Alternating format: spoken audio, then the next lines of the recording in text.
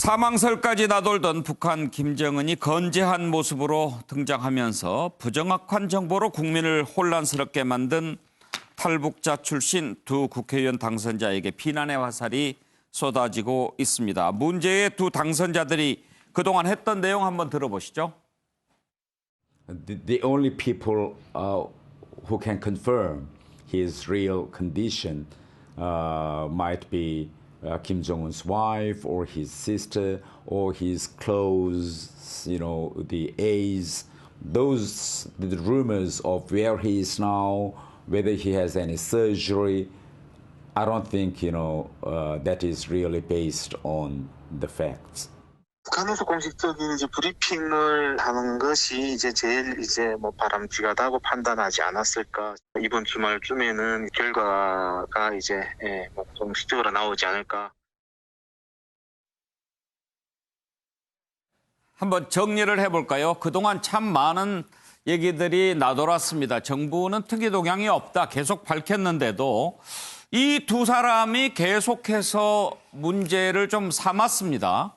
태영호 당선자 맨 처음에는 약간 안 보일 때 농담 비슷하게 내가 당선됐다고 아팠나 그랬다가 CNN과 인터뷰에서 혼자 걷거나 서지 못하는 상태인 것은 분명한 것 같다 이렇게 얘기를 했습니다.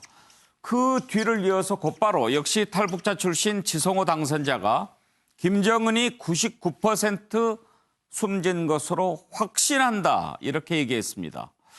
자, 다른 사람도 아니고 북한의 내용을 좀 잘 알 수 있을 거라고 하는 탈북자 출신 그리고 국회의원 당선자 그 전에 쉽게 얘기했던 사람들과는 좀 다른 위치에 있는 두 당선자들이 이런 얘기를 했기 때문에 보수 언론도 매우 신빙성 있는 정보일 것으로 추측하는 기사를 많이 냈고 그래서 정부가 아니라고 해도 아니 저렇게까지 얘기하는데 이런 여론이 많았던 것도 사실입니다. 그랬는데 김정은 20일 만에 보란듯이 등장했습니다. 그리고 그 뒤에 보면 날짜까지 2020년 5월 1일 딱 박아가지고 보여주었습니다. 롱테이크라고 하는 기법입니다. 촬영을 할 때 편집하지 않고 쭉 찍는 거죠. 그 정도까지 편집을 해서 보여주는 북한의 의도 상당히 좀 얄미워 보이기까지 했습니다. 김정은 등장했던 모습을 한번 보시고 또 이어가 보죠.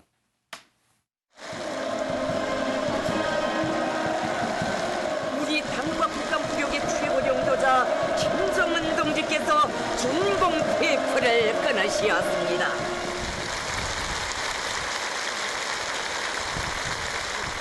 이제는 우리 농업 근로자들이 마음 놓고 당이 제시한 알곡고지를 점령하는 데 전심할 수 있게 되었다고. 순천 린비료 공장은 당정책 절대 신봉자들이 군민일치에 단결된 힘으로 창조한 자랑스러운 결실이라고 하시면서 전체 건설자들과 과학자, 기술자들의 위훈을 높이 평가하셨습니다.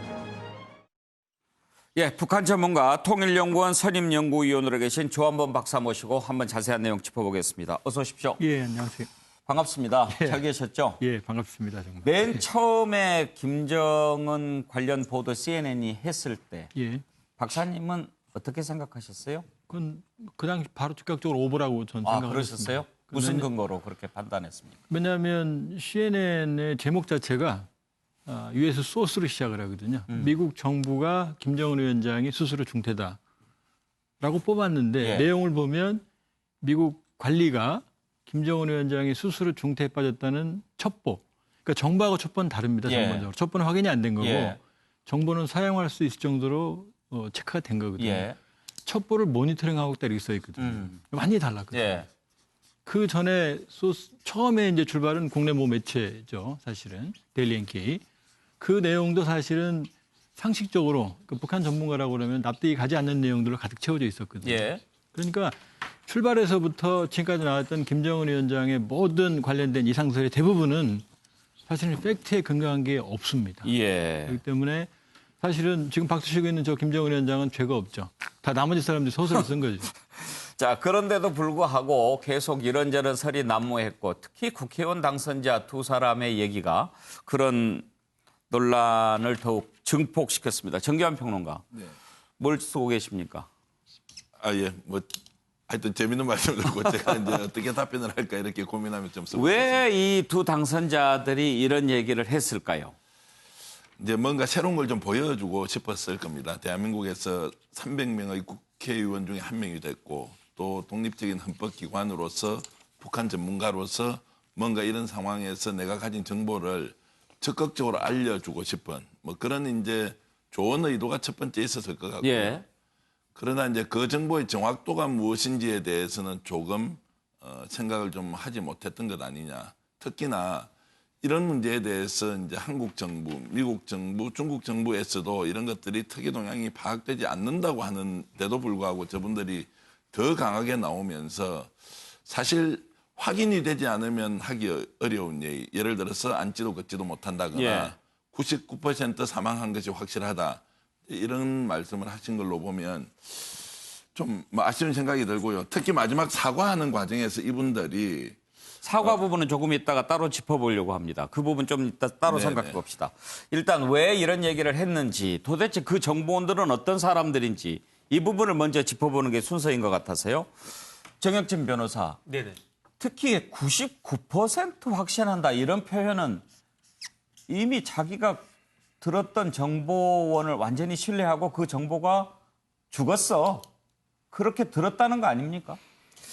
일단은 제가 봤을 때는 그 지성호 당선자는 아직까지 본인이 국회의원 당선자라는 생각을 하지 못하고 그냥 북한 인권 단체의 대표였잖아요. 그 수준으로만 생각을 한 것 같아요. 그래서 제가 곰곰이 생각을 해보니까 결국은 지피지기 그 상대방도 알고 나도 알아야 되는데 예. 둘 다 문제가 있어가지고 결국은 아주 큰 오보를 낸 거 아니냐. 예. 다시 말해서 북한이 사실은 제가 봤을 때 김정은 위원장 이후에 많이 달라졌을 거거든요. 그런데 지성호 당선자는 2006년도 4월 달에 탈북을 했어요. 예. 그러니까 14년 전 이야기인 거죠. 그다음에 이제 태영호 당선자는 2016년에 우리나라로 왔지만 그전까지는 계속 그 외교관으로 1993년부터 외교관이었으니까 아무래도 좀 거리가 있었고 그 사이에 본인들이 살던 당시의 북한과 지금 김정은 체제가 확립된 이후의 북한은 차이가 있을 것인데 그거를 캐치하지 못한 거 아니냐. 예. 결정적으로 아마 지성호 당선자가 그 북한에 있었을 때 4월 15일 이른바 태양절은 북한에서 아주 대단한 명절이었을 텐데 근데 그걸 이렇게 넘어갔다? 그러니까 뭔가 급변 사태가 있었을 것이다 라고 생각을 한 데다가 거기에다가 4월 21일 날 저는 사실은 이제 조 박사님 뭐 오보라고 확신하셨다고 하는데 전 전문가가 아니니까 저는 CNN 말이 믿겨지더라고요. CNN이 영문으로 보면은 in grave danger라고 되어 있어요. 예. 아주 심각한 위험에 있다고 했는데 설마 CNN이 오보할까 그런 생각했었거든요. 그런데 그때 이미 그때 양무진 교수 나와서 인터뷰했는데 그분도 바로 이것은 가짜 뉴스다 이렇게 얘기했으니까요. 그러니까 이제 전문가들은 예, 전문가들은 딱 보고 아니라고 생각했어요. 저희 같은 사람들은 사실은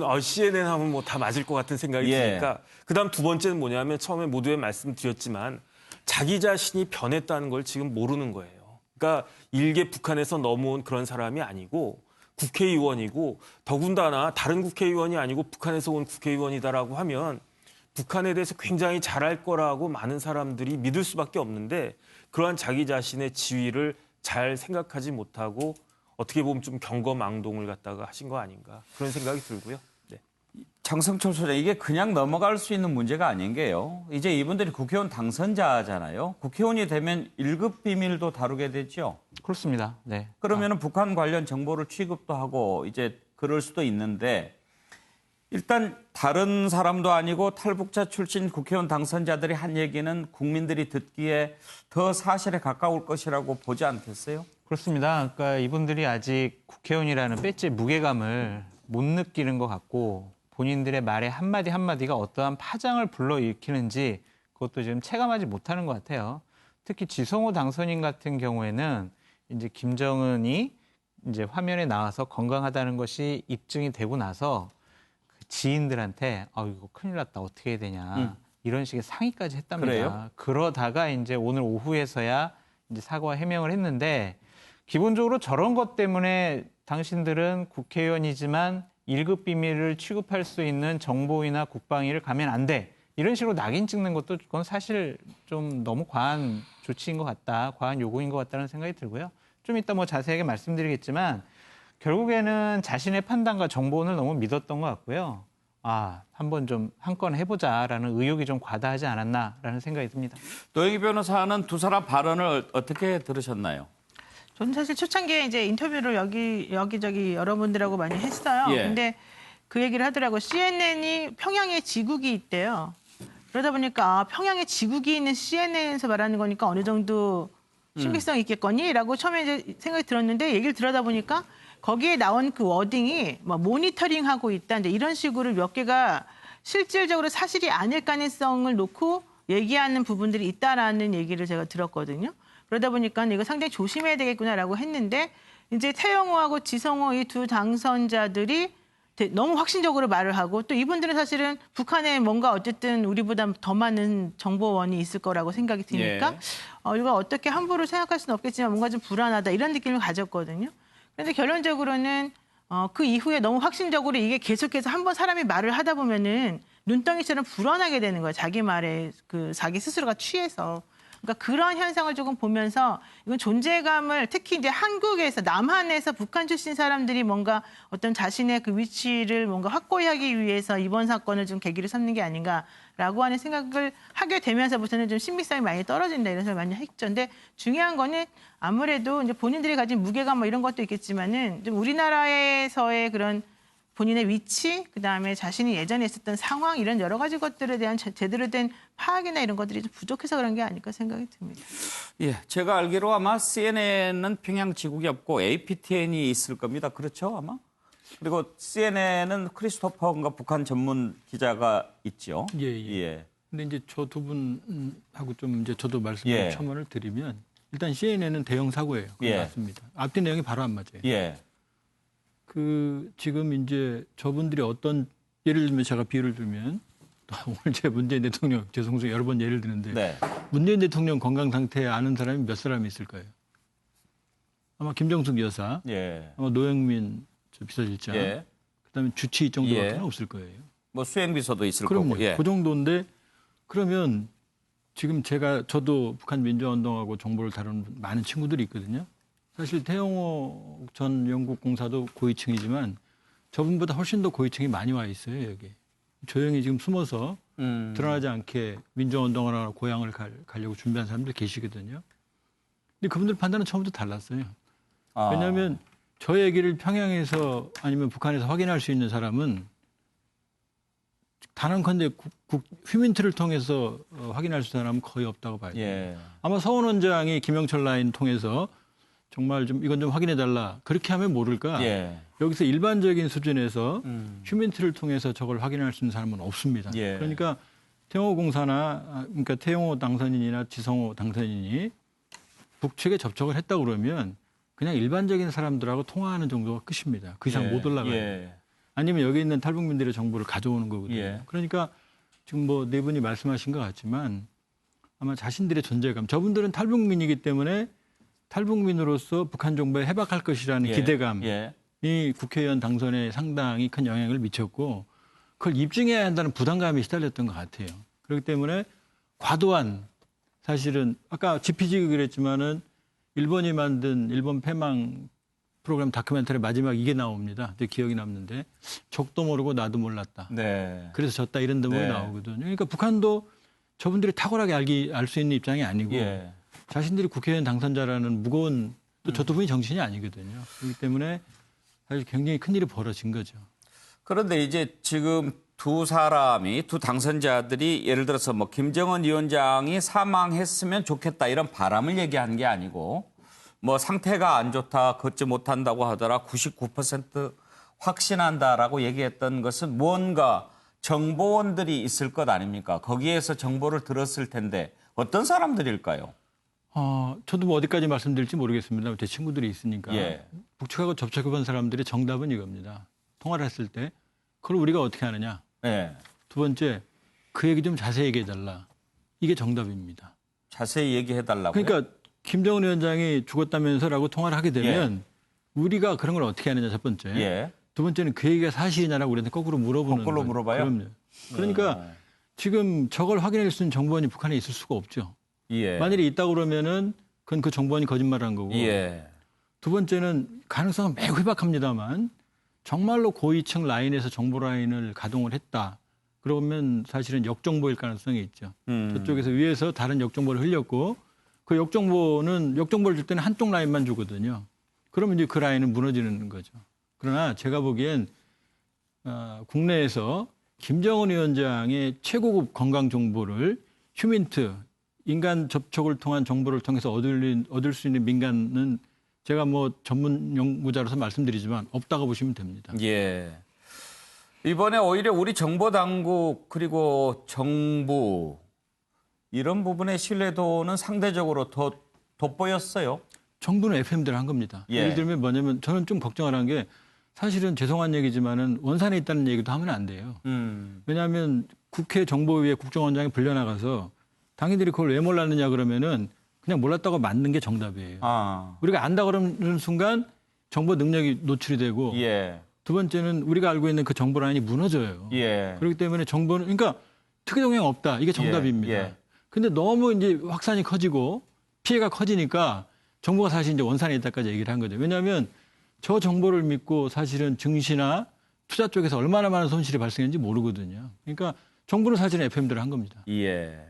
사실 지난번에 김정일인가 김정은인가 왜 양치질은 누구였어요? 김정은이었습니까? 김정일이었습니까? 예. 그때 양치질 하고 있는 모습 뭐 그런 얘기 나와가지고 완전히 우리 정보원들 뭐 쑥대밭 됐다는 얘기도 있었어요. 예, 뭐 그건 확인드리긴 그렇고요. 예. 그렇죠. 그러니까 김정일 위원장이 양치질하는 거 볼 수 있는 사람 몇 사람 안 되거든요. 예. 대대적인 뭐 그럼 단속이 있었다고 몇 사람 하더라고요. 중에 걸러내면 끝나는 거죠. 예. 그리고 또 하나 정보의 비극은 뭐냐면 지금 뭐 잊혀진 얘기입니다만은 그때 두 분이 탈북해서 해상에서 살인 사건이 있었고 그걸 통해서 북쪽으로 송환했다는 그런 시끄러운 사건이 예. 있었죠. 그 얘기를 어떻게 알았느냐라고 하는 부분들이 노출이 됐어요. 우리 감청 능력이. 그러니까 지금 뭐 모든 언론에서 정부는 정확하게 사실을 말하지 않고 있다. 그렇게 많이 비난을 했는데 예. 그게 정답입니다. 사실은. 그것과 관련해서 김현철 통일부 장관 그리고 윤상현 국회 외교통일위원장이 했던 발언 한번 다시 들어보겠습니다. 지금 김정은 위원장이 평양에 없다. 맞나요?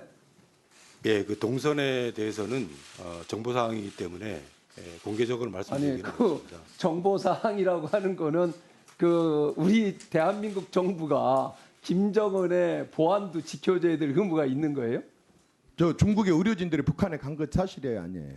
정부는 가짜 뉴스에 대해서 일일이 대응하지 않습니다. 이게 가짜 뉴스다, 이거 안 갔다 이거죠. 그다음에 김정은 위원장께서 그러면 신병에 이상이 있어요, 없어요? 지금 와병 중입니까, 아닙니까?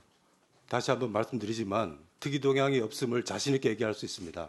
정부는 정보를 정치화하지 않습니다. 북한에 관련돼서 과장하거나 축소하거나 회의가 열렸으니까 국회의원이 제가 얘기하지 이걸 갖고 우리가 정치화를 합니까? 근데 지방에서 활동하는데 4월 15일 날 태양절 행사에 왜 안 나왔어요? 그리고 4월 12일 날 북한 최고인민회의 대의원대회가 있었거든. 거기도 참석 안 했어. 한 번도 이렇게 빠진 적이 없어요. 이게 특히 동향이라는 거.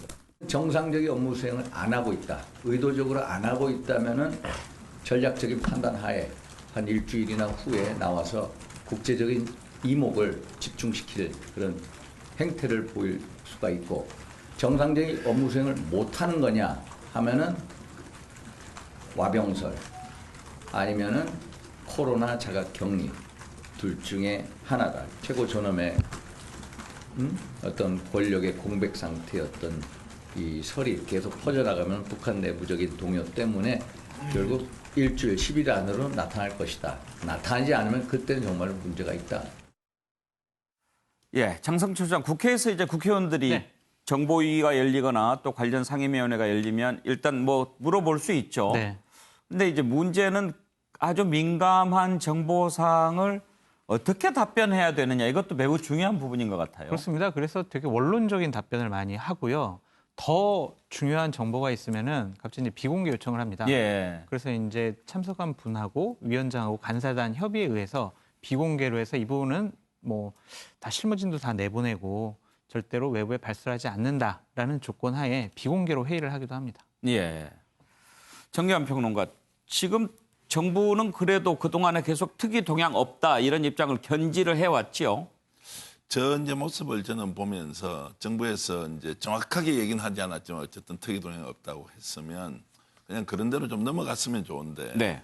저는 오히려 대한민국 보수정당, 미래통합당 출신이거나 미래통합당 의원들이 저 문제 제기를 하는 걸 보면 뭐 우리 내부에서 뭐 따지는 건 둘째치고 좀 김정은 위원장한테 좀 약간 놀림을 당한다는 느낌 없습니까? 한 일주일 정도 지나고 안 나오는데 대한민국에서 벌써 남남 갈등 비슷하게 해서 와병이다 아니다 죽었다 살았다 움직이지 못한다 이 이야기하니 오히려 그것을 정밀하게 관리하면서 북한에서는 이것의 효과를 극대화시키기 위해서 어느 시점에 출연하는 것이 가장 좋은지 그러면서 트럼프 대통령도 약간 의심, 확인 또는 미확인 그러자 이제 중국 정부에서 특이 동향 없다고 했는데도 나타나지 않는 거예요.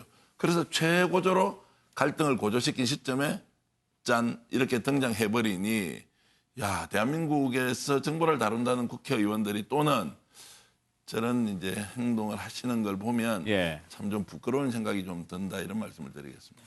그러면 박사님 보시기에 트럼프 대통령의 대응 그것은 어떻게 평가하십니까? 트럼프답게 대응했죠. 그러니까 진실 여부나 팩트 사실이 아니고 전 세계 이목을 자신한테 집중적인 게 목표인 거죠. 예. 지금 트럼프 대통령과 문재인 대통령은 동일한 정보를 가지고 있다고 보시면 됩니다. 대북 정보에 대해서. 그러니까 처음부터 다 알고 있죠. 그런데 사실은 그냥 특이 동향 없다 이렇게만 얘기해야 되는데 뭐 잘 있길 바란다. 뭐 애매하게 얘기를 함으로써 다음번에 트럼프 대통령이 입을 계속 쳐다보게 만드는 거죠. 그렇기 때문에 저도 아마 전에도 말씀을 한번 다른 프로그램 들었던 것 같은데 트럼프 대통령은 좀 우리가 드라이하게 봐야 돼요. 그러니까 언급마다 일희일비하게 되면은 따라다니게 됩니다. 우리가 어지럽죠. 트럼프 대통령은 알았을까요? 당연히 알죠. 왜냐하면 우리도 많은 정보가 있지만 미국이 운영하는 이제 군사위성 KH-12 계열이 한 500km 상공에 있는데 요 5cm 정도까지, 요 정도까지도 확인이 됩니다. 그러니까 사람 얼굴을 확인할 수 있어요. 위성에서? 그 기술은 우리한테 없습니다. 그 다음에 오산 기지에 있는 유투기가 대략 한 15cm까지 촬영을 할 수 있거든요. 그 다음에 신호 정보부터 시작해. 한미는 완벽하게 정보를 공유합니다. 그러니까 우리보다 공유하지만 우리보다 더 빠르게 트럼프 대통령의 정보가 가거든요. 김정은 위원장 어떻게 돼 있어? 그럼 CIA나 바로 가공해서 말을 하거든요. 그러니까 트럼프 대통령은 완벽하게 처음부터 사실을 알고 있었습니다. 알았다고 봐야죠. 뭐 정보를 흔히 세 가지라고 하지 않습니까? 기술로 인한 테크힌트 그리고 우리 인적 자원을 통한 휴민트, 신호를 통한 시긴트.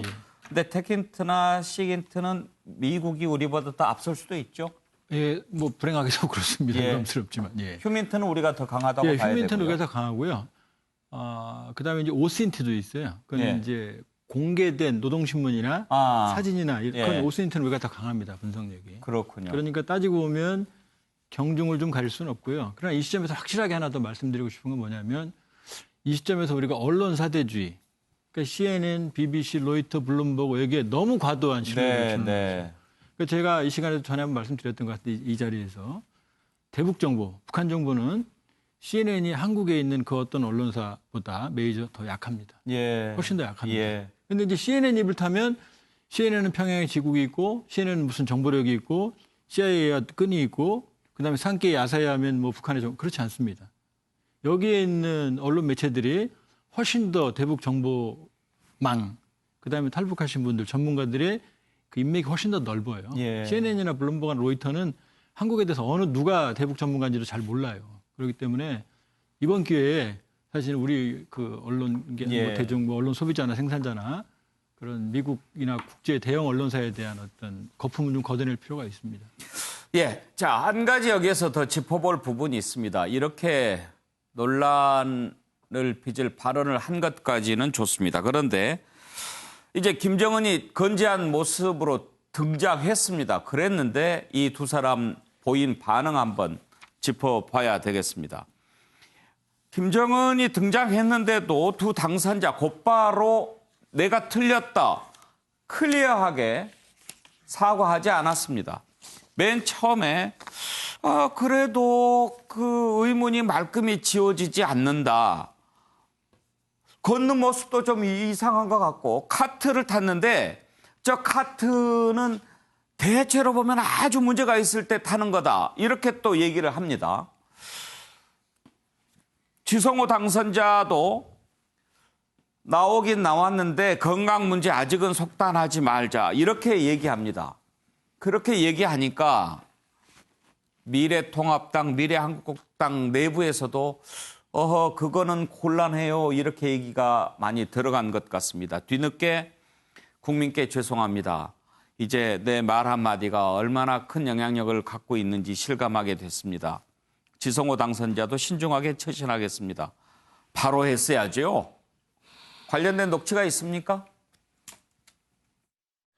네, 뭐 99% 사망 확신 이제 이런 발언은 좀 네.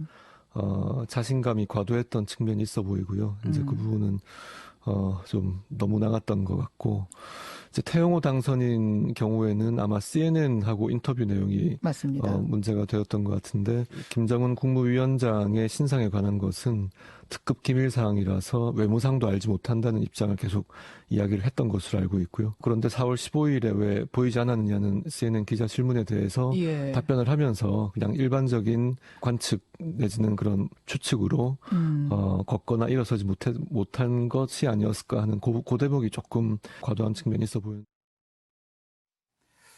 노영희 변호사, 이 사과 방식도 좀 문제가 있어 보이지 않습니까? 저는 많다고 봅니다. 그 2일날 사실은 이제 이런 것을 보고 나서 첫 번째 나온 반응이 그래도 걷는 게 이상하다. 그래도 뭔가 이상하다. 계속 의심스럽다라고 하는 거를 우리들에게 알려줬거든요. 그러니까 그 얘기는 본인 말이 건재하다라고 하는 것 저것도 역시 쇼일 것이기 때문에 우리 말을 틀렸다고 무조건 예단하지 말아라. 이제 이런 내용이었단 말이죠. 근데 그런 얘기를 하고 난 다음에 실질적으로 그런 내용을 그대로 또 옮겨서 사람들에게 얘기한 그 언론사들이 또 좀 있었습니다. 그러니까 뭐 걷는 게 이상하네, 가위질을 조금 다르게 하네, 예전 거랑 비교해 보니까 뭔가 틀리네, 이런 얘기를 하면서 사실은 계속해서 불안감을 확산시키는 그런 언론이 있었었는데, 이런 것들은 이제 본인이 그동안 너무 확신제로 말했던 것을 갑자기 저거 보니까 내가 잘못했습니다라고 한 번에 미안하다, 내가 잘못했다 이렇게 말하기 해서 곤란해서 그런 부분도 있었겠지만은, 그렇다 하더라도 본인이 말한 것하고 완전히 틀리다라고 하면은 이거는 뭔가 본인에게 잘못된 정보를 전달해준 책임이 있다라는 걸 스스로 깨달았어야 되는데 그걸 못했다는 점이 좀 부족하다 생각이 들고요. 그러다 보니까는 그 김근식 그 교수 같은 경우에도 미래통합당 후보 나왔음에도 불구하고 본인의 그 당과 관련된 사람들에 대해서 좀 비난을 하지 않았습니까? 그러니까 그런 부분들에 있어서는 뭐 이걸 쿨하다, 쿨하지 않다 뭐 이런 측면의 차원의 문제가 아니라 상당히 중요한 부분에 대해서 함부로 말을 한 부분이기 때문에 이거는 본인이 정확한 정보 없이 말했다 그러면 이거는 언제든지 미안하다라고 사과하고 가볍게 처신한 것에 대해서 반성하는 모습을 보였어야 된다고 봅니다. 예.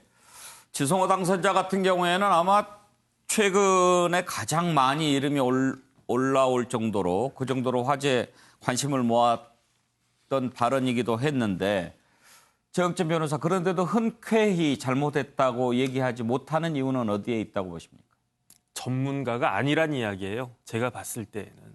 왜냐하면 전문가는요, 사과를 할 수 있는 사람이거든요.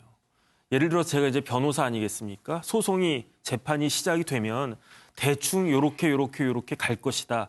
예측이 가능한 사람이 전문가인데, 그렇기 때문에 전문가 입장에서는 자기가 예상을 갖다가 했는데 그 부분이 틀렸다. 그럼 어디서 틀렸구나. 뭐가 잘못됐구나. 그것을 스스로 반성하고 되짚을 수 있는 사람이 전문가라고 저는 생각을 하거든요. 그런데 그걸 갖다가 못하고 있잖아요. 그 이야기는 결국은 그렇게까지 우리가 기대했던 것만큼 저분들이 이렇게 전문성이 좀 떨어져 있는 것이 아닌가. 그러면서 사과를 갖다가 타이밍을 갖다가 놓치니까 자꾸 본인의 미천이 드러나는 것 같아가지고 좀 아쉽습니다. 그런데 박사님, 또 역으로 생각해 보면 이럴 수도 있겠다는 생각이 듭니다. 뭐냐면 두 사람 같은 경우에는 북한에서 오래 살지 않았습니까? 네. 워낙 오랫동안 살면서 북한이 얼마나 매체를 조작하고 또 속이고 국민을 믿지 못하게 하는지 느꼈기 때문에 지금도 그런 불신이 좀 있어서 그런 게 아닌가 하는 생각도 들었어요.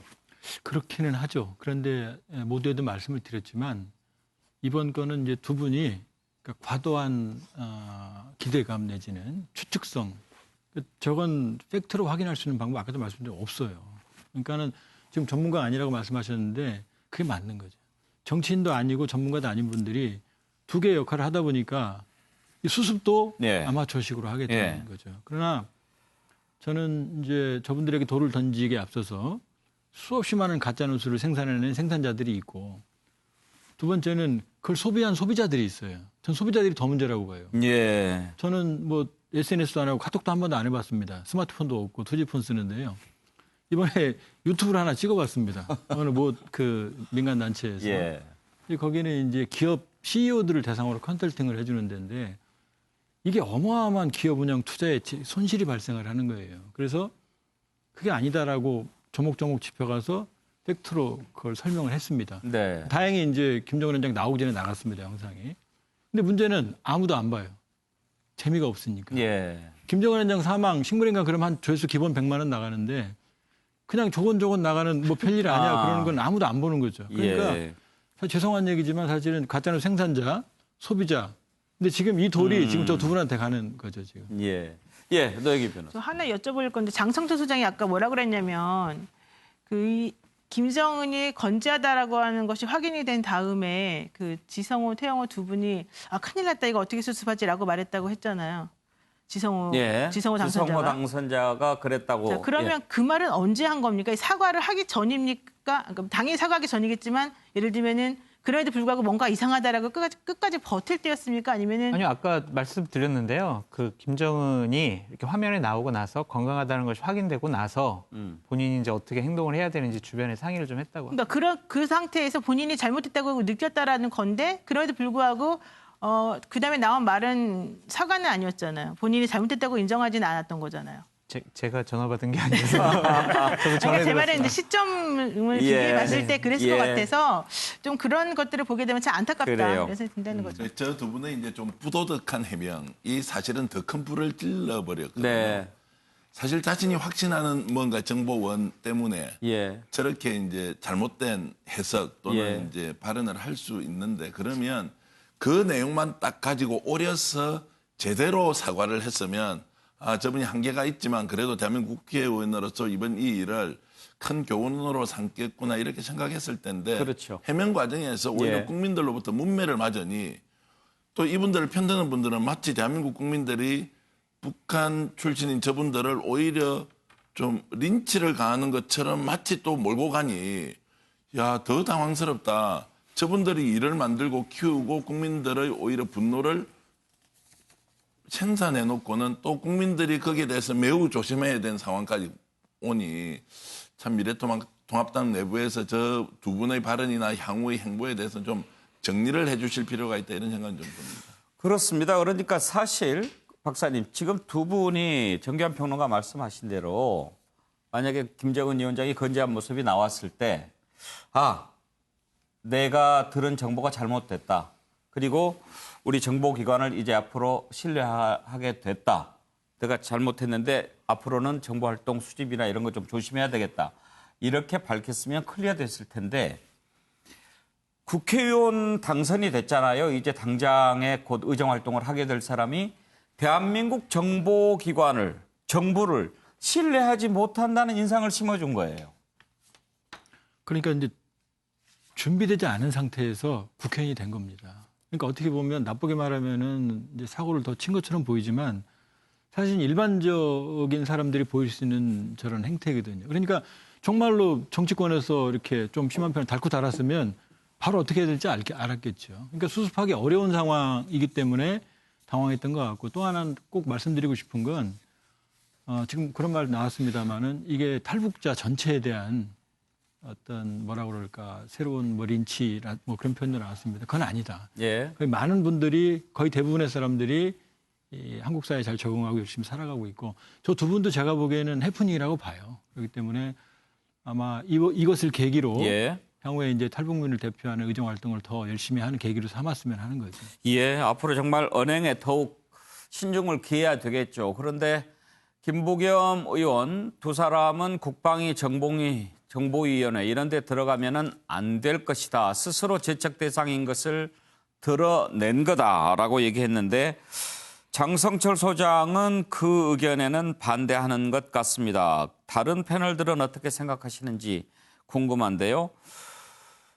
장성철 소장은 왜 국방이나 정보위 들어가지 말라는 의견이 잘못됐다고 생각하세요? 한 가지 좀 예를 들어 드릴게요. 19대 때 이석기 의원 우리 기억을 하시죠? 그분이 이제 국가보안법이라든지 반국가단체 이것 때문에 징역형을 받았어요. 그런 다음에 이제 노무현 정권 때 사면을 받고 이제 국회의원이 된 건데 그 당시에도 상당히 많은 논란이 있었어요. 당시 이제 보수파 쪽 당에서는 아니 저 사람이 국보법 위반자다. 그러니까 똑같은 얘기가 나왔어요. 국방위, 정보위, 외교통상위 이런 데 보내면 안 된다. 그런 요구가 상당히 많았습니다. 논란이 많았고. 그래서 결국에는 이분이 정보통신위원회에 갔었거든요. 하지만 국회의원은요. 정보위는 접근이 제한되지만 다른 상임위에 관한 1급 정보 같은 경우에도 다 대면 보고 다 받을 수가 있어요. 와서 보고하라면 다 보고해야 돼요. 특별히 저 부분이 저렇게 처리한다고 해도 특별히 실효성이 없다라는 걸 말씀드리고요. 자칫 잘못하면 국회의원의 정상적인 의정 활동을 다른 의원이 방해를 하거나 저 김부겸 의원도 국회의원 해보셨잖아요. 저분도 감옥 갔다 오셨어요. 당시에 뭐 그 김용갑 의원이라든지 이런 분들은 저분이 그런 상임에 가면 안 된다고 과거에 권위주의 정권 시절에 국회의원을 했던 분들도 그런 요구를 했어요. 똑같은 일이 반복이 된 거잖아요. 그런 일이 벌어지면 안 된다는 생각이 들고 기본적으로 그러니까 심하게 말하면 당신은 배반자 아니냐, 간첩 아니냐, 스파이 아니냐 이런 식의 인식을 통해서 저분들이 정보에 가면 안 된다라고 생각한 것이 아니냐. 그런 생각 때문에 저는 좀 반대하는 입장입니다. 그래요. 이 부분 한번 생각해보고 싶은데 정규환 평론가 의견은 어떻습니까? 뭐 김부겸 의원이 평소에 발언하는 거나 본인의 이제 태도 같은 걸 보면 저분들이 북한 출신이기 때문에 뭐 이렇게 해야 된다 저렇게 해야 된다거나 이렇게 해서 채척했다고 저는 생각하지 않고요. 사실 저 두 분이 이번 발언 때문에 아마 의정활동 4년 내내 꼬리표로 붙어 다닐 겁니다. 그러면 저분들이 원래 국회에 들어왔던 목표가 어쨌든 탈북민 또 사회적 약자 또 북한 문제 이제 이런 쪽으로 가야 되는데 그게 애당초 이제 좀 힘들어졌단 말이죠. 그러면 저분들이 정말 의정활동에 능력이 있다면 다른 상임위에 가서 충분한 역량을 발휘하고 이 문제에 대해서는 자발적으로 조금 물러서는 것이 맞다. 이것이 안 되면 당 지도부가 어쨌든 상임위 배정할 때 이런저런 조율을 하니까 배제를 시키는 것이 맞고 오히려 김부겸 의원의 저런 이야기는 참 귀담아 들어야 할 조언이다 저는 그렇게 봅니다. 도영희 변호사에게는 어떠신가요? 일단 우리가 까마귀 놓는 곳에 뭐 백로야 가지 마라 또 뭐 오얏 나무 밑에서 뭐 가끔 매지 마라 뭐 이런 여러 가지 있지 않습니까? 지금 이런 상황을 보면서도 우리 국민들이 그분들이 예를 들면 국방이라든가 정보위라든가 이런 곳에 갔을 때 과연 괜찮겠구나라고 안심하고 있을까? 그건 아닐 것 같아요. 물론 그분들에게 어디 가라 말아라 우리가 말할 자격은 없겠지만은 그럼에도 불구하고 스스로가 오히려 그런 것들을 조금 생각을 해서 차라리 이분들이 좀 하고 싶은 게 인권과 관련된 부분들이라면은 그와 관련된 쪽에서 조금 일을 하는 게 맞겠죠. 좀 민감한 정보를 다루고 특히 국가 안위와 관련된 부분 다루는 것은 스스로가 좀 먼저 대처하거나 배제하는 것이 맞지 않나 생각이 듭니다. 회피하는 것이. 정혁진 변호사. 일단은 뭐 다 맞는 말씀이신데 근데 저는 김부겸 이제 의원이 굳이 그런 말까지 할 필요가 있었을까? 그런 말씀 안 하셨어도 아마 이제 본인들이 그런 부분들은 좀 자제했을 것 같은데 오히려 또 반발감 생기지 않을까 그런 생각이 좀 드네요. 네. 역시 사과는 할 때 깨끗하게 하는 것이 제일 좋습니다. 전제 조건 없이요. 자, 그런데 김정은 위원장이 자맹 20일 만에 모습을 드러낸 그 다음 날 북한군이 우리 전방 초소에 총격을 가했습니다. 의도가 무엇인지 정말 궁금한데요. 일단 우리 당국은 고의는 아닐 것이다. 우발적인 것으로 보인다. 그리고 폼페이오 미국 국무장관도 우발적인 것으로 본다라고 얘기를 했지만 아직 북한 당국은 해명을 내놓지 않고 있습니다. 관련된 내용을 좀 들어보죠. 다만 저희가 전통문회를 통해서 저희가 9시 35분에 남북 장성급 군사회담 우리 측 수석 대표 명의로 대북 전통문을 보냈는데요. 이 전통문을 통해서 강력한 항의의 뜻을 전달했음을 다시 한번 말씀드립니다.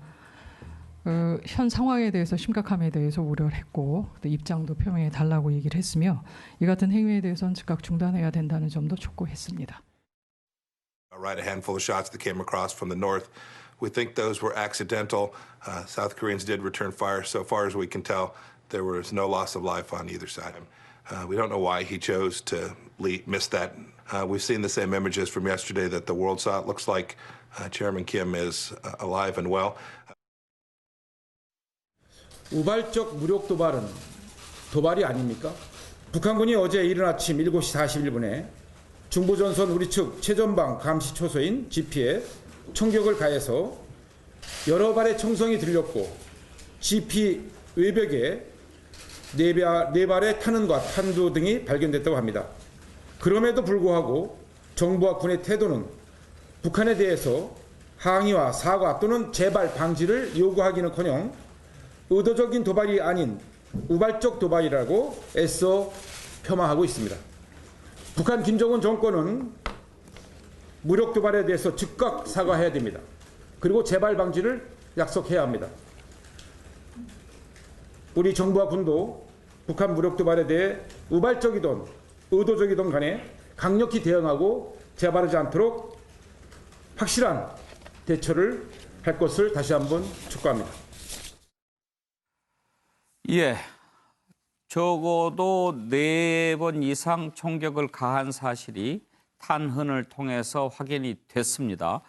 먼저 박사님 의견을 좀 듣고 싶은데 지금 이제 과연 이게 우발적이라고 볼 수 있느냐 아닐 것이다라고 주장하는 근거는 크게 두 가지더군요. 왜냐하면 나온 탄흔을 보면 조준 사격을 했다. 어떻게 조준이 우발적일 거냐라는 게 하나 있고 전방 특히 GP 비무장지대에서의 총격은 북한의 최고 지도자의 명령 없이는 불가능한 일이다. 이런 주장을 하면서 우발적인 것이 아니다. 이런 주장을 하거든요. 저는 이제 일단 북한의 전연군단, 이게 전방군단이거든요. 예. 총기 사용의 매뉴얼은 우리보다 훨씬 엄격합니다. 네. 생각보다. 예. 그렇기 때문에 저는 저게 우발적인, 그러니까 도발이냐, 그러니까 우발적이냐 아니냐, 예. 도발이냐 아니냐로 나눠봐야 될 것 같아요. 네. 그러니까 우발적일 가능성은 좀 희박한 것 같고 폼페이오 장관이나 합참, 그러니까 많은 가능성 다 있습니다. 예. 뭐냐면은 그러니까 전방에 있는 군인이나 현장 지휘관이 상부 지시 없이 총기를 사용할 수 있는 몇 가지 매뉴얼이 있어요. 예. 첫째는 탈북자가 발생을 했을 때, 그때 오청성 씨 기억하시죠? 예. 바로 사격하잖아요. 예. 그거는 상부의 보호가 필요 일단은 없습니다. 쏴도 되는군요. 그다음 두 번째, 적의 어떤 내습, 침입이 감지됐을 때, 그때도 쏠 수 있죠. 예. 그러니까 그런 상황이 발생했다 그러면은 저건 도발이 아니고 거기에 상응하는 본인들의 매뉴얼인 거죠. 그런데 이제 지금 왜 탄원이 발견이 됐냐면 14.5mm는 굉장히 구경이 큰 겁니다. 네. 보통 우리가 쓰는 소총이 5mm 정도, 그다음에 7.62mm, 10.7mm. 저건 거의 기관포에 해당하는 정도의 구경이거든요. 그러니까 초소에서 상당한 충격이 느껴졌을 거예요. 예. 그러니까 아마 초병이 안 왔을 거고, 그렇게 본다 그러면은 만일에 의도를 했다 그러면은, 그러니까 제가 보기엔 첫 번째는 의도를 안 한 도발이 아닐 가능성이죠. 네. 그 과정에 일어났을 가능성. 만일에 의도했다 그러면은 그건 이제 저강도입니다. 예. 그러니까는 조준해서 인명피해가 없게 사격을 했을 거고, 그러나 확실하게 표시는 낸 거죠. 예. 두 가지 가능성이 동시에 있는 거죠. 도발은 도발인데 살상을 목적으로 한 게 아닌 어떤 약간 좀 시끄럽게 해보자라고 하는 도발. 그렇다면 그 의도가 뭘까요? 그거는 저는 두 가지. 이제 첫 번째는 뭐냐면 김정은 위원장의 유고설이나 사망설에 직접적인 반응을 보이는 건 그거 자체가 불경입니다. 북한에서. 일단 기분 나쁘다는 표시를 내는 거죠. 네. 여러 가지 상황에 대해서. 예. 두 번째는 지금 문 대통령께서 이번 총선으로 동력을 얻었기 때문에 조심스러운 제 추론입니다만 조만간 남북관계 동력이 생길 거거든요. 그러니까 선제적으로 보다 적극적인 남북관계 개선에 대한 요구를 미리 표시를 한 거다. 저는 그 두 가지 만일의 도발이라면 그렇게 보고 있습니다. 정혁진 변호사는 저 소식 듣고 어떤 생각하셨어요? 일단 두 가지가 잘못된 거예요. 첫 번째는 이게 비무장지대거든요. 그 말 그대로 여기서는 무장행위를 하면 안 돼요. 그다음에 두 번째가 지금 언론에 많이 나오고 있는 9.19 합의를 위반한 건데 9.19 합의의 정식 명칭이 뭐냐면요. 역사적인 판문점 선언 이행을 위한 군사 분야 합의서예요. 네. 그래서 제가 그걸 다운받아가지고 쭉 봤더니 1조 사항에 어떤 규정이 있냐면 어떠한 경우에도 우발적인 무력 충돌 상황이 발생하지 않도록 대책을 취한다. 예. 그다음에 5항에 어떻게 되어 있냐면요. 이런 비정상적인 상황이 발생한 경우에 즉시 통보한다. 이런 내용들이 있는데 이게 하나도 지켜지지가 않았다고요. 네. 그런데 왜 지금 시점에 와서 이런 행동을 했을까? 더군다나 4.15도 이야기했지만 4.27 그 역사적인 판문점 선언 그때 가만히 있다가 지금 와가지고 이런 행동을 했다가 한 게 사실은 저는 이해가 안 되고요. 예. 그래서 곰곰이 생각을 해보니까 예. 조금 전에 우리 이야기했지만 예. 태영호, 지성호 합쳐서 태성호입니까? 태성호 그다음에 이제 이분들이 초선이니까 이병이잖아요. 예. 그 라이언 일병 구하기가 생각이 나가지고 결과적으로는 이 두 분들한테 지금 아주 곤경에 빠져 있었는데 그나마 조금이라도 좀 보탬을 갖다가 그 주기 반대 위해서 아닙니까? 지금 김정은은 두 사람이 얼마나 밉겠어요. 그래도 결과적으로는 이제 일반 사람들한테 거 봐라 북한이 또 이렇게 하지 않았느냐 이런 이야기가 되니까 전 도움이 됐을 것 같기도 하고 어쨌든 결론은 이해를 못하겠다. 구하기 고개가 갸웃거려지는데 정계한 평론가. 정부의 어중간한 대응이 이제 조금 국민들의 불안을 부추기는 게 사실이고 특히 이제 전방 집회에서 저런 일이 벌어졌다고 하면 결국 국방의 의무를 다하기 위해서 자식들 보내보낸 부모들이 얼마나 놀랐겠습니까? 저는 좀 정부에서 북한이 우발적 도발이었다고 얘기하지 말고 국방부는 아주 강하고 원칙적인 대응을 하면서 예. 강력하게 항의를 하고 그럼에도 불구하고 통일부에서는 화해와 협력 분위기를 또 끌고 가야 되니까 이런 거는 좀 더 신중해 봅시다라고 해야 하는데 김정은 위원장 얘기가만 나오면 사실 문재인 정부가 좀 우물쭈물하는 게 사실이지 않습니까? 네, 그래서 네. 좀 더 원칙 있는 대응을 해라. 그래서 유엔사에서 지금 조사를 한다고 하니 그것을 신속하게 진행해서 진상을 밝히고 국민들에게 알릴 필요가 있다 이런 말씀 드리겠습니다. 예, 장성철 소장. 저것이 뭐 정부의 국방부의 반응이 너무나 저는 분노를 일으켰습니다. 저게 우발적인 도발이라고 하더라도 만약 저 총탄이 우리 장병에 맞았으면 부상을 당하거나 사망을 당할 사건이었어요. 국민의 생명과 안전과 관련된 일이죠. 그 부분에 관련해서 애써 해명을 합니다. 안개가 낀 날에 저 사람들이 도발하려고 했으면 그때 도발했겠냐. 그러면서 저것은 우리 지피를 직접 총격을 했지만 그냥 저거는 뭐 우리 사람을 직접 맞힌 건 아니지 않느냐. 이런 식의 접근과 해명은요.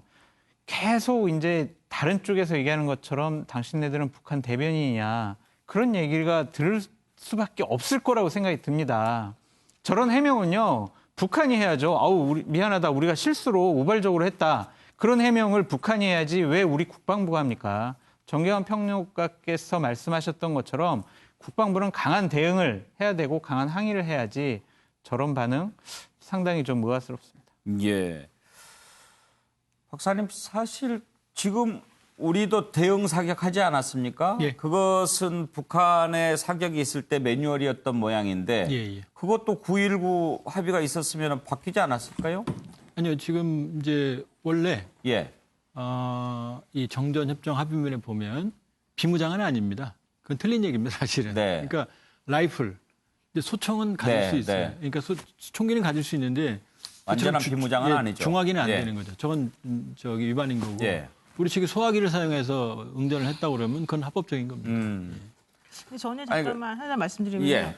실제 지금 그 우리나라 최현수 국방부 대변인이 어쨌든 강력히 항의했다 이렇게 알려줬잖아요. 그런데 미국 폼페이오 장관 같은 경우에는 뭐 우발적으로 우리도 본다 이렇게 말했지 않습니까? 그러면은 지금 우리 국민들은 현재 지금 뭐 몇몇 분들은 우리 대통령이나 이쪽에서 너무 이걸 감싸고 돈다라는 식으로 말을 하지만 그럼 폼페이오 장관이나 이런 사람들이 한 말은 도대체 뭔가요? 그 답변을 들어주세요. 예, 말씀해 주십시오. 폼페이오 장관은 정치인입니다. 그러니까 군은 군대로 아까 말씀하신 것처럼 군은 군의 매뉴얼대로 하면 되는 거고 미국 트럼프 대통령이 지금 매일 미국 정찰기가 한반도 상공에 와 있거든요. 트럼프 대통령이 원하는 건 올해 핵합의가 아니고 제발 도발만 하지 마라. 그러니까 ICBM과 핵실험만 하지 마라. 나 대선할 테니까 예, 이거거든요. 예. 그러니까 폼페이오 장관은 정치인이기 때문에 거의 또 트럼프 대통령의 복심이기 때문에 불필요한 자극은 안 하는 거죠. 그러니까 사건을 확대시키고 싶지 않은 거죠. 그렇게 보면 되는 거죠. 네. 자, 이 정도 다루죠. 네, 김정은 위원장 등장 그리고 두 당선자들 발언 논란. 북한군의 총격까지 짚어봤습니다. 통일연구원의 조한범 선임연구위원과 함께했습니다. 박사님 오늘 말씀 감사합니다. 예.